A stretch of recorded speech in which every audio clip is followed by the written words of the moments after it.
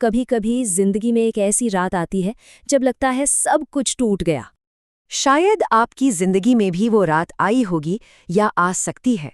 वो रात जब कोई रिश्ता जो पूरी दुनिया था अचानक खत्म हो जाता है, या वो करियर जिसके लिए इतनी मेहनत की वो हाथ से निकल जाता है, या कोई ऐसा इंसान जो सब कुछ था बस चला जाता है और उस पल में इंसान बस एकदम खाली अंधेरे में खड़ा रह जाता है। जो थे वो भी नहीं रहे और जो बनना चाहते थे उसका तो अब कोई रास्ता ही नहीं दिखता। और उस रात यकीन हो जाता है कि बस यही अंत है। लेकिन ये अंत नहीं है। सच तो ये है कि ये वो रात है जिससे हर बड़ा इंसान गुजरा है। दुनिया का हर बड़ा बदलाव, हर नई शुरुआत इसी टूटने के बाद हुई है। इसे कहते हैं dark night of the soul. और आज इस सीरीज के आखिरी सफर में हम इसी रात के राज को समझेंगे कि ये असल में है क्या। तो चलिए थोड़ा और गहराई में चलते हैं। देखिए, ये जो आइडिया है ना, ये कोई नया नहीं है। मतलब सदियों से लोग इसे महसूस करते आए हैं और अब तो साइंस भी इस पर अपनी मोहर लगा रहा है। कहानी शुरू होती है 1577 में स्पेन की एक जेल से। वहां Saint John of the Cross नाम के एक संत थे। उन्होंने 9 महीने की कैद में जो कुछ महसूस किया उसे पहली बार नाम दिया dark night of the soul. फिर सदियां बीती और मशहूर साइकोलॉजिस्ट कार्ल युंग ने इसी चीज को एक नया नाम दिया, इंडिविजुएशन, मतलब पुराने मैं का टूटना, ताकि एक ज्यादा असली, ज्यादा सच्चा मैं पैदा हो सके। और अब आते हैं आज के दौर में मॉडर्न साइंस पर। 1996 में 2 साइकोलॉजिस्ट रिचर्ड टेडेस्की और लॉरेंस कैल्हून एक बहुत ही दिलचस्प चीज पर रिसर्च कर रहे थे।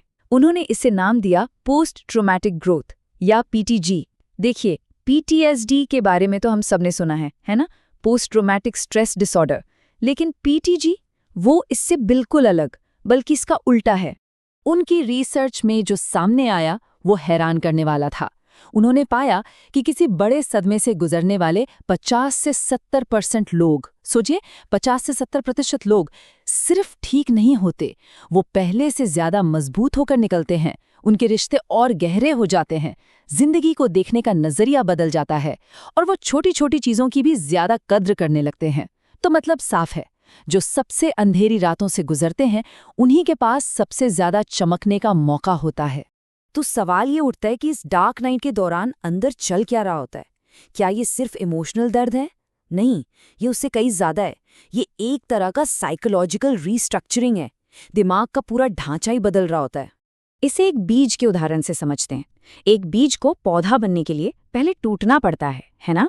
वो टूटना उसका अंत नहीं, बल्कि उसकी शुरुआत है। ठीक वैसे ही मुश्किल वक्त में हमारा दिमाग न्यूरोप्लास्टिसिटी की पीक पर होता है।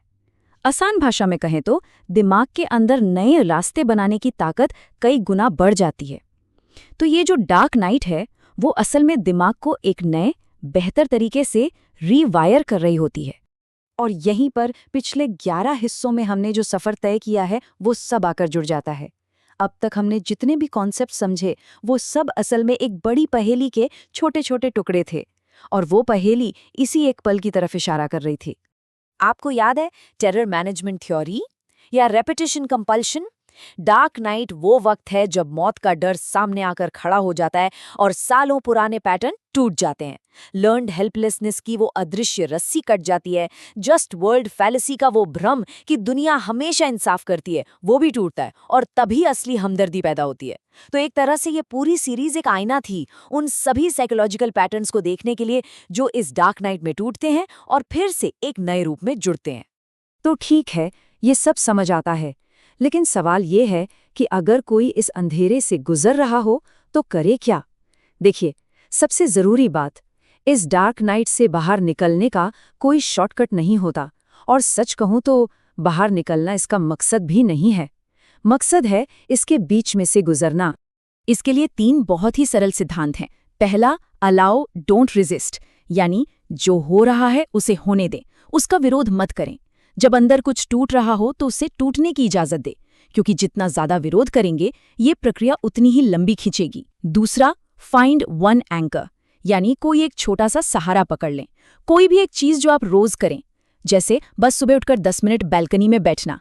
ये दिमाग को एक छोटा सा सिग्नल देता है कि सब खत्म नहीं हुआ है, मैं अब भी हूं। और तीसरा, सीक अ विटनेस, किसी ऐसे इंसान को ढूंढे जो बस आपकी बात सुन सके, आपको जज न करे, आपको ठीक करने की कोशिश न करे, बस आपकी कहानी का एक गवाह बन जाए। क्योंकि जब कोई गवाह होता है तो अकेलापन सुकून में बदल जाता है। और अब इस सीरीज को खत्म करते हुए एक आखिरी बात, ये एक खत की तरह है उन सब के लिए जो इस वक्त इस रात के अंधेरे से गुजर रही हैं। याद रखिए, जागना अक्सर टूटने से ही शुरू होता है, और जो इंसान टूटकर दोबारा जुड़ता है वो पहले से कहीं ज्यादा असली होता है, कहीं ज्यादा जिंदा होता है। वो प्यार को, जिंदगी के मतलब को ज्यादा गहराई से समझ पाता है। तो ये जो टूटना था, ये अंत नहीं था, ये तो एक शुरुआत थी। जैसा कि महान कवि रूमी ने कहा है, घाव वो जगह है जहां से रोशनी तुम्हारे अंदर दाखिल होती है। इस सफर में मेरे साथ चलने के लिए आपका बहुत बहुत शुक्रिया। यहाँ से जो आगे है वो एक नई सुबह है,